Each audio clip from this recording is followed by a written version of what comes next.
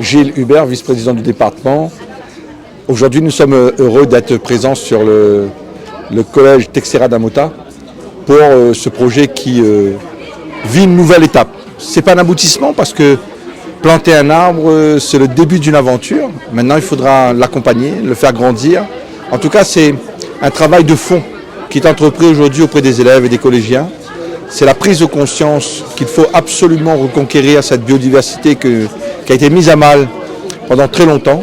Et nous comptons sur les générations futures pour aller à la reconquête de cette biodiversité. Ils sont pleinement conscients des enjeux, ils sont volontaristes et nous avons vu l'engouement, comme vous le voyez derrière moi, l'engouement de ces jeunes à planter, à mettre la main dans la terre pour faire revenir et refleurir notre biodiversité. Voilà. Aujourd'hui, on est vraiment ravis d'être là avec les élèves du collège Teixeira da Mota à la Possession pour des plantations d'arbres. Une première plantation, mais avec beaucoup d'autres que va suivre derrière. En tout cas, la ville de la Possession, elle est aux côtés du collège, mais de façon générale aux côtés de tous les partenaires pour faire vraiment de la Possession une ville durable. Il veut dire quoi durable? Il veut dire que nous pensons à aider les personnes à vivre bien aujourd'hui, mais surtout à préserver l'avenir.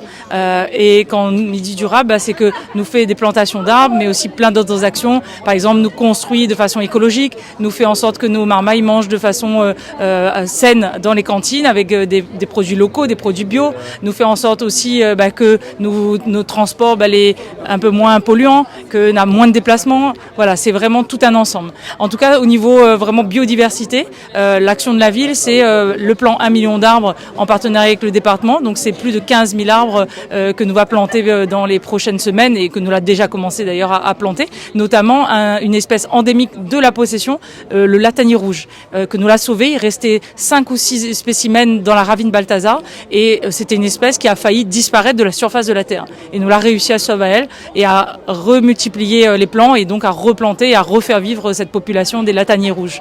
Ensuite, c'est une aire terrestre éducative avec le lycée pour permettre aux lycéens de mieux connaître et de mieux préserver la biodiversité. Nous espérons que d'autres collèges ou écoles va suivre aussi le mouvement.